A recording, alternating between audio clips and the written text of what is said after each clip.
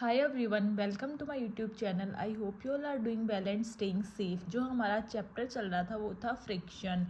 उसमें हमने पढ़ा फ्रिक्शन क्या होते हैं, कौन कौन से फैक्टर्स फ्रिक्शन को अफेक्ट करते हैं। आज हम पढ़ेंगे फ्रिक्शन के टाइप्स के बारे में। Static friction.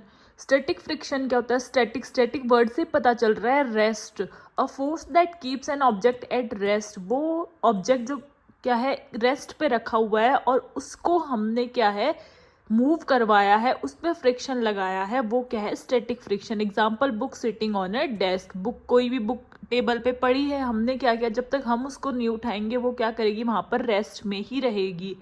Sliding friction.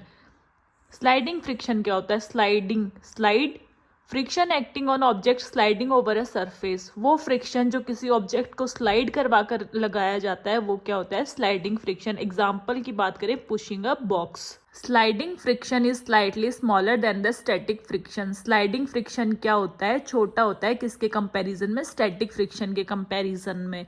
Sliding friction की बात करें तो force apply on an moving object. उसमें क्या हुआ, फोर्स अप्लाई किया गया है किस पे? किसी मूविंग ऑब्जेक्ट पे। Surface do not get enough time to lock into the contact with other surface.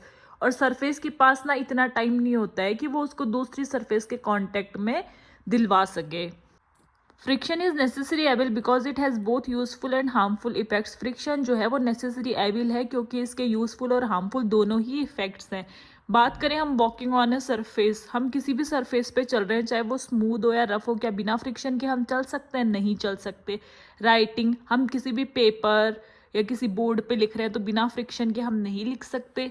Fixing a nail, कील को फिक्स करना दीवार में, तो वो बिना हम फ्रिक्शन के नहीं कर सकते। कंस्ट्रक्शन, कोई भी बिल्डिंग बना रहे हैं, घर बना रहे हैं, तो वहाँ भी क्या है? फ्रिक्शन की ज़रूरत है। वॉकिंग, हम चल रहे हैं, वो भी क्या है? फ्रिक्शन। ये हमने देखा कि बिना फ्रिक्शन के हमारी लाइफ क्या चल सकती है? नहीं चल सकती। तो ये क्या था? यूज़फुल था फ्रिक्शन हमारे लिए। अब बात करें कि वो हार्मफुल कैसे हैं।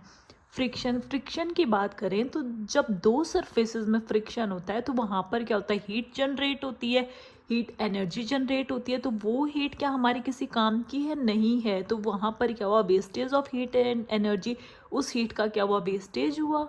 फ्रिक्शन इन मशीन, अब किसी भी मशीन में क्या हो रहा है? फ्रिक्शन हो रहा है, तो वहाँ पर क्या होगा? Damage machine parts. और वो क्या करेगा? फ्रिक्शन उन मशीन पार्ट्स को डैमेज कर देगा, तो वो क्या है? हमारे लिए हार्मफुल है। इस चैप्टर का जो पहला पार्ट था वो मैंने डिस्क्रिप्शन में उसके लिंक डाल दी है, आप इसका फर्स्ट पार्ट वहाँ से जाकर देख सकते हैं। आई होप आपको इतना पार्ट आज का समझ में आया होगा। Please do like, share and subscribe to my channel for next part. Thank you and have a great day.